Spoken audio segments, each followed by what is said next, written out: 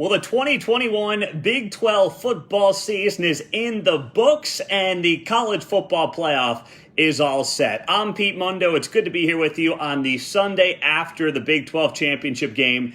And wow, what a game. I was standing there, by the way, in my living room on that final drive for the Oklahoma State Cowboys, like a coach on the sidelines with my hands on my knees watching that game. I never typically get in. I mean, I get into games, but I don't typically stand up when I'm watching games. That final drive from Oklahoma State was absolutely unbelievable until the very end. By the way, thanks for joining us. We're on Facebook Live. We are on the podcast. We'll have this up on YouTube as well as we recap the Big 12 championship game between Oklahoma State and Baylor, and also talk about the college football playoff rankings that just came out. Before we get to the rankings, I know a lot of you Baylor fans are ticked off. You have every right to be ticked off with how those playoff rankings just went. They just came out, and Baylor did not rank ahead of Notre Dame and Ohio State. So hang tight. We'll get to that. Let's first talk about this Big 12 championship game yesterday, which Baylor won 21-16 over Oklahoma State. If Spencer Sanders doesn't throw 4 interceptions, Oklahoma State wins this game. It's that simple. It is that simple. I know Oklahoma State fans are frustrated with some of the officiating, possibly, and I agreed on some of the questionable calls. There was the lateral/backwards pass from Blake Shapen, the Baylor quarterback, which was picked up by Oklahoma State in the first half, which was not called, it was called a forward pass. That meant that Baylor retained the ball. It was an incompletion. The Bears went on to score a touchdown. That was a fair call to question. Then there was the phantom timeout at the end of the game. Before the last play that Oklahoma State ran at the goal line, Baylor called a timeout. The problem is they had no timeouts left. Quickly, the officials broke, said, yes, Baylor gets a timeout, then realized they had no timeouts, called them back on the field, but that allowed Baylor to reset its defense. And then there was maybe a horse collar on that final tackle by McVay, which was an incredible tackle by Baylor. You're talking about a 6-year senior. I'm taking nothing away, but Oklahoma State fans brought up a potential horse collar. Here's the reality, all right? The reality is this. Oklahoma State had 7 chances to get in a touchdown from the 1-yard line, and they couldn't do it. They couldn't do it. That's what this game comes down to. You can't really talk about the officiating when you've got 7 chances to get 1 yard. All right, that's it. And the Baylor defensive line deserves all the credit in the world. All right, what Dave Aranda has done this season with this team, bouncing back from 2 wins last year, all right, 2 wins last year, keeping the bulk of these guys, not losing a ton of players who were brought in by Matt Rule, the transfer, is an incredible, incredible accomplishment by Dave Aranda, and he deserves all the credit in the world, as do the players on this team. But I'm not hearing a lot of this from Oklahoma State fans, all right? I'm not. I'm just saying there's a small portion that are talking about the officials, and you can't. You cannot talk about the officials when you've got 7 plays to get 1 yard and you can't do it. Maybe Jaylen Warren changes the way that works out. But the offensive line was getting no push up front on any of those plays. And even if you got Jaylen Warren, who's a solid, low-to-the-ground running back, I don't know if that necessarily changes. I just don't. So this game, I look at a couple of things, too, for Baylor. You got to give Blake Shapen a ton of credit. The freshman quarterback who's played a game and a half comes in, and he goes 23 of 28 for 180 yards and 3 touchdowns, no interceptions. Meantime, Spencer Sanders, the more veteran quarterback, ends up throwing 4 picks. I mean, I thought that Oklahoma State would win this game. Now, I had Baylor to cover the spread, so I got Baylor to cover the spread there on Saturday. But the reason I thought Oklahoma State would win was because I thought the defenses were pretty evenly matched. And I thought the experience of having a Spencer Sanders at quarterback versus a true freshman at quarterback was going to make all the difference in the world. And it turned out wasn't the case. Blake Shapen set a record, by the way. He set a Big 12 record and an AT&T Stadium record. I should say Big 12 championship game record, completing 17 passes in a row to start this game. Unbelievable what this young man did, what this freshman did. And Baylor should have a quarterback battle going into next year. That's how good Blake Shapen was. But the way that Baylor got the offense going early, they didn't score any points in the second half. Let's not forget that. Baylor scored 0 points in the second half. The Oklahoma State defense did its job, especially in that second half. And Oklahoma State's offense just couldn't capitalize on it. I mean, you think back to 2011 for Oklahoma State, and it's like they were a couple of defensive plays away from playing for a national championship. And now 10 years later, they're a couple of decent offensive plays away from playing in a college football playoff. I mean, that's what this whole thing came down to on Saturday. But Blake Shapen impressed me. The entire Baylor defensive line was really, I thought, the star of the game with those goal line stands. And if you're Baylor, this turnaround, Matt Rule into Dave Aranda, I mean, Mack Rhoades should have a lifetime deal down there in Waco with the hires that he has made. And I saw this report about Dave Aranda yesterday that despite all these coaching vacancies, he never used Baylor for leverage to possibly get a bigger contract for himself. He used it to try to get his assistants raises. That tells you what kind of guy Dave Aranda is. Where can you get the T-shirts? Check in the new year, and we will have options and ways to get the Heartland College Sports T-shirts that I am wearing. We got to get a new shop up and going. So we'll get that going in the new year. All right, I promise you guys we'll have those options to buy Heartland College Sports T-shirts, hoodies. We'll have all those options available for you. But Baylor, they win the Big 12. Second time in 3 years they played for a Big 12 championship. This time they get over the hump with a 21-16 win over the Oklahoma State Cowboys. And that game, the way that game ended was just mind-blowing. Absolutely mind-blowing. And if you haven't read, we had Matthew Postins and Derek Duke at the Big 12 championship game. If you have not read the content from these guys yesterday, unbelievable stuff that we pumped out on Dave Aranda, Mike Gundy, the future of both programs, where these programs have come from, where they've been. It's all up on the website right now, so be sure to go check it out at heartlandcollegesports.com. That was a thrilling way to end the Big 12 championship, the Big 12 season, and it was after OU and Texas a couple of years back. Since the Big 12 brought back the championship game, second highest attendance was yesterday. For two teams that are not blue bloods, for two teams who are part of the leftover 8, that's pretty good. All right, OU's been in this thing every year, and it was Oklahoma State and Baylor that put together the second best record attendance for a Big 12 championship game after OU Texas a couple of years back in 2018. So that tells you something. All right, that tells you something.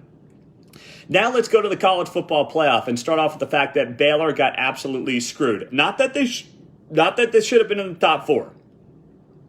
All right? Not that this should have been in the top 4. But the rankings came out earlier in the hour.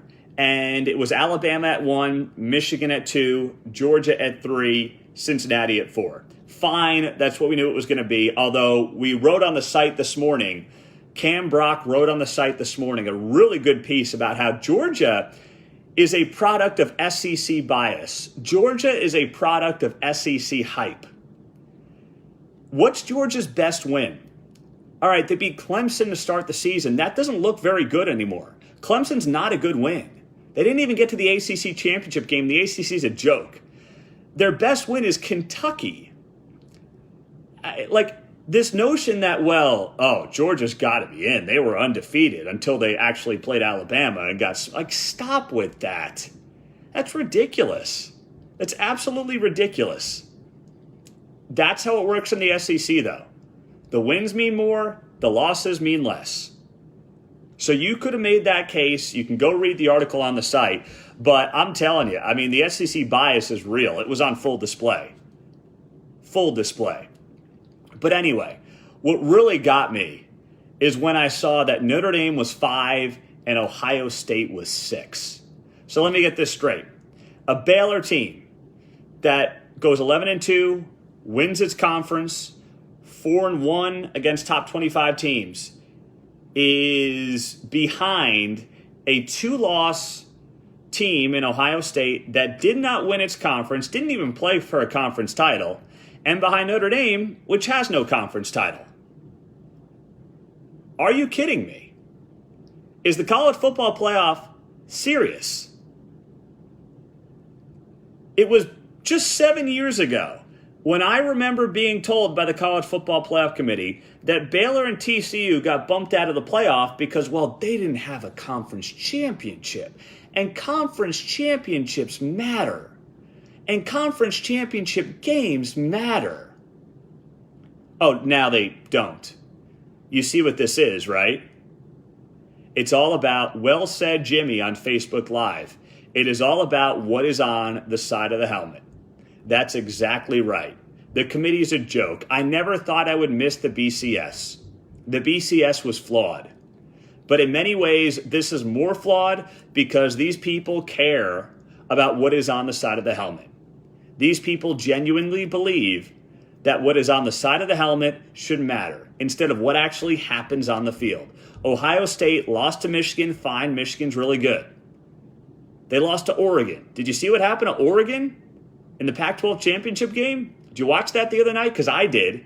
And it was a disaster for the Oregon Ducks.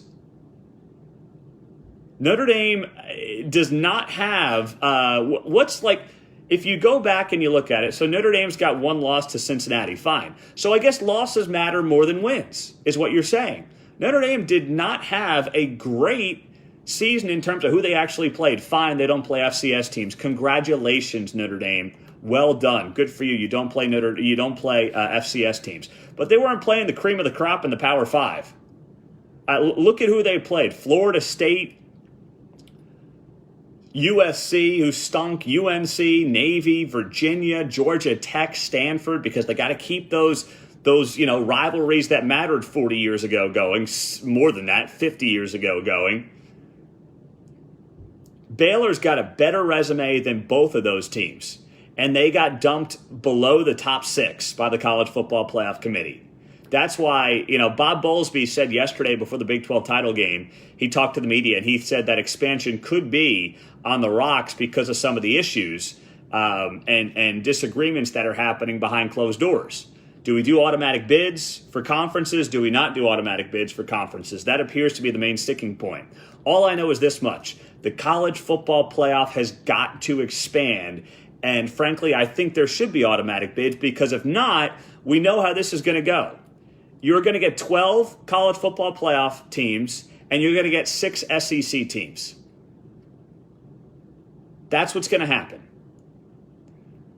That's how this is going to play out. Scott writes, if we go to a 12-team playoff, I say forget the committee entirely. I'm fine with that because the committee's got no standards. I mean, the committee's got less standards than a sorority girl at 3 a.m. on a Saturday. That's just the reality. They have zero standards. They uphold themselves to nothing. Absolutely nothing. So I would go back. Heck, if you want to do a 12-team playoff and go back to the BCS model in terms of how you pick those 12 teams, I'm not against it. I'm not against it. Because the way the human beings are operating is comical. It's like they listen to the Paul Feinbaum show every single day and pleasure themselves while listening to Paul Feinbaum and then say, oh, well, this is what we got to do because Paul says so. Because Jimmy Boy sitting on his front porch in Birmingham is telling me how great the Alabama Crimson Tide are and how great Georgia is. Well, I guess I got to go with them.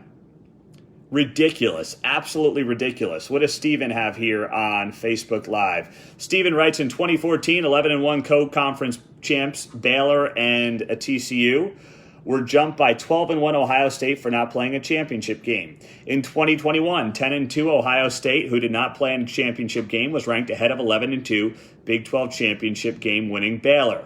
Welcome to the playoff. Yep, that's exactly right, Steven. Welcome to the playoff where standards don't exist. Because we just care about what is on the side of the helmet. It's ridiculous. It's absolutely ridiculous. And this is like, I've been annoyed before at the College Football Playoff Committee for various reasons. But this, even though it didn't cost the Big 12 a spot in the college football playoff, it almost is more frustrating because it's so evident what they did. By the way, throw in your questions on Facebook Live. We'll take them now. I'm Pete Mundo on HeartlandCollegeSports.com, and this show is brought to you by our friends at MyBookie.com. You still got the NFL. You got bowl season, by the way. We'll have a ton of bowl coverage coming your way. Deposit right now at MyBookie.com using our promo code Big12, and you get a 100% sign-up bonus up to $1,000. That means you go to MyBookie.com, you deposit. You want to put in $100, $200, $500 to place your bets, they'll double your money right out of the gates. That's just right off the top. They double your money, no unlocking it or any of that BS. It's where I've been placing my bets for several years because people say, Pete, how can we help the site? All of our content is free. All I ask is that you consider using our sponsors for whatever you're doing. So that's a great way to support us, support this show, allow this show to keep growing. MyBookie.com, promo code Big12. Use it for the NFL games today. Use it for the bowl games coming up, college football playoff. Still a lot going on. Let's dive into, yes, Oklahoma getting set to hire Brent Venables. Clemson defensive coordinator, of course, former Oklahoma defensive coordinator, ties to the program. I really like the hire. I mean, it's kind of weird, though, because the rumors that were going around the last few days, by the way, we're assuming it's going to be Brent Venables based on some of the reports. Good hire, very good hire. But when you get dragged on for a week and you're hearing rumors about Dabo Swinney and Matt Rule and just crazy names are popping up, I feel like, okay, Brent Venables was always a realistic hire, was always a really good hire. Why wasn't this announced on Monday? Like, it's not like Clemson was playing in an ACC title game. So I just wonder what took this so long. That's what I'm curious about. Now, Venables knows Oklahoma, knows the program, former DC under Bob Stoops, good fit, really like it. But, you know, when you get dragged on and you get teased like this for a week and you're hearing about all these different names and all these different reports, Cliff Kingsbury, yeah, good point, Elijah. Cliff Kingsbury was the stupidest rumor. Cliff Kingsbury is going to go from leading the NFC West Arizona Cardinals with a franchise quarterback in Kyler Murray to Norman, Oklahoma. It never made an ounce of sense. But the rumor mill was going bonkers about a week ago, 6 days ago at this time. None of it made any sense. But then it dragged on to the point where you're like, why is this taking so long? Maybe there's something happening here that the rest of us can't quite figure out. That appears to have not been the case. I like Venables. You know, this is a guy who got offered a lot of head coaching jobs and turned them down. He was waiting for the right spot if he was ever going to leave Clemson. And Oklahoma is the right spot. And as Jimmy points out, they may have saved some commitments if they have announced the hire a bit quicker. I agree. Maybe we'll learn what took so long, assuming Venables is the guy based on some of the reports that came down. I believe Chris Lowe had it first this morning from ESPN at about 7 o'clock Central Time. But you wonder what took so long. Lonnie writes, no way Dabo was going to be the coach at Oklahoma. Lonnie, I'm not saying he was. I'm just saying the reports were out there, the rumors were out there that Dabo was at least talking to him. There were conversations there. I'm not saying I ever thought it was going to happen. I never thought it was realistic, but it was a conversation for those who were paying attention. And it was a crazy conversation, but it was a conversation that was legitimately out there. So, I mean, people were saying, oh, Dabo's lost his recruiting pipeline to Georgia because of Kirby Smart. He's going to leave. I never bought it. But Brent Venables overall is a hire that Oklahoma fans should be very, very pleased by, very happy about. And, yeah, I think it's just you keep marching forward now. He hasn't been a head coach, so you wonder, you know, what's that going to be like? There's always that question mark. But, hey, if you look at recent hires from defensive coordinators in the Big 12, look at Dave Aranda. That thing's worked out okay, right? That thing's worked out just fine. So I like it. I like it a lot. And, you know, as the Big 12 bowl games get announced throughout the day, we'll have plenty of coverage for you on the website. Plenty of coverage. Also on Facebook Live, I'm glad Dave Aranda didn't jump ship. Dave Aranda's staying. Dave Aranda's cut from a different breed. I mean, I'm not saying Dave Aranda's going to be in Waco forever. But with the way this coaching cycle went, Dave Aranda has proven to me that he's just cut from a different cloth. He's not one of these guys who's just in it for the quick buck, who's in it for the next job. Similar to a Matt Campbell. I think we actually have some really good, like, not just really solid, quality, high-end coaches in the Big 12 right now. I think we have some great dudes who are coaching Big 12 teams right now. From Dave Aranda to Lance Leipold to Chris Kleiman to now Brent Venables to Mike Gundy, who's been loyal in Stillwater for going on 2 decades. I think Joey McGuire is a great hire at Texas Tech. Loves the state of Texas. Don't know much about Sonny Dykes. Jury's still out on Steve Sarkisian. Neil Brown seems like a fine guy, but I can't really comment too much either way. But either way, I just think we have a really solid group of guys who are Big 12 head coaches right now. And this conference has a lot to be proud of. And you know what? Let's all be Cincinnati fans, by the way. Now that we're in bowl season,